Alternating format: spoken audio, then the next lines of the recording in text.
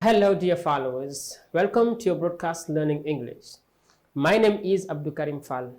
dal leen ak jàmm seen émission Ñaŋum Àngale. kon tey ñu ñëw suñu juróom-benneelu leçon mu ñëw ci couleurs yi ni ñu waxee couleur ci anglais. Colors. Ok, colors am na ñaari bind mais ñaar yépp ñoo bokk benn prononciation. Colors.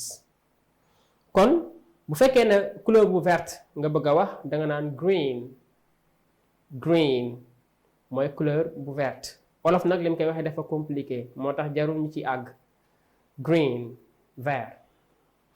bu nekkee couleur jaune la nga ni yellow.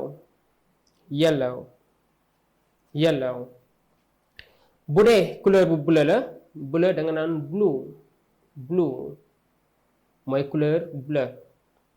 bu fekkee ne gris la nga ni gray mooy gris. bu fekkee ne couleur bu weex la muy blanche da nga naan white. bu fekkee ne noir la mooy couleur noir muy bu ñuul da ngay wax black.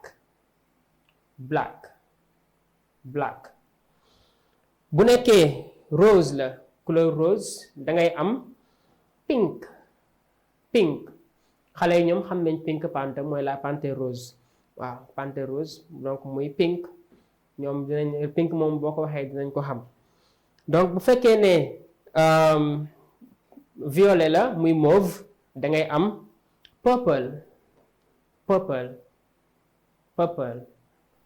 bu nekkee brown mooy marron couleur bu marron da ngay am brown comme Chris Brown.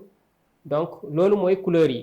donc green vert, yellow jaune, red rouge, blue bleu, gray gris, white blanche, black noir, pink rose, purple violet ou mauve, brown mooy marron. donc li moo nekkoon liñ leen indiloon ci couleur yi ñi leen di dig daje ba samedi bii di ñëw. Goodbye.